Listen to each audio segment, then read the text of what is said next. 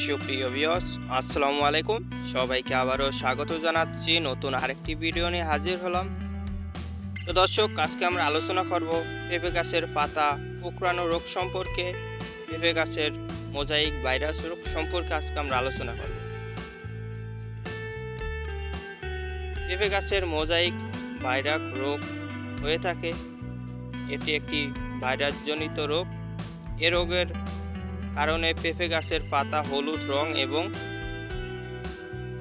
পেঁপে গাছের পাতা দাগ দেখা যায়। পেঁপে গাছে আমাদের পেঁপে ব্যাখা হয়ে থাকে এবং পেঁপে গাছের বৃদ্ধি কমে যায় এবং জাপ পোকায় বেশিরভাগ আমাদের আক্রমণ করে। এটার প্রতিকার হলো আক্রান্ত গাছগুলো পুড়ে ফেলতে হবে। রোগ বিস্তারিত আমাদের করা পোকা এবং দমন করে রোগের বিস্তারিত আমাদের শোধন করতে হবে। এজন্য এমিকো 56 ইঞ্চি 2 মিলি বা হেমিডর বা এগুলো আপনারা স্প্রে করবেন। প্রতি লিটারে পানি মিশিয়ে 7-8 দিন পরে পরে। মিলিবাগ পোকা, বর্তমানে সময় মিলিবাগ পেঁপের একটি ক্ষতিকর পোকা হিসাবে।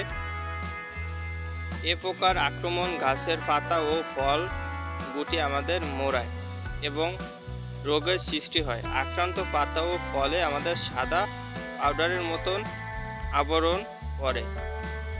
আক্রমণের মাত্র বেশি মাত্রা হলে আমাদের গাছ মারা যেতে পারে। প্রতিকার: আক্রমণের আমাদের প্রথম দিকে আক্রান্ত পাতা ও ফল বা কাণ্ড সংগ্রহ করে মাটিতে আমাদের পুষে বা আগুনে পুড়ে দর্শন করে নিতে হবে। আক্রান্ত বেশি হলে আমাদের এমিকো ব্যবহার করবেন 3-4 দিন পর পরে। ফল ধরার সময় চারা লাগাবার 8 থেকে 10 মাসের মধ্যে ফল আমাদের সংগ্রহ করা যায়। খুব বেশি আমাদের ফুল থাকলে আমাদের সেটিতে আমাদের বেশি আক্রমণ করে থাকে।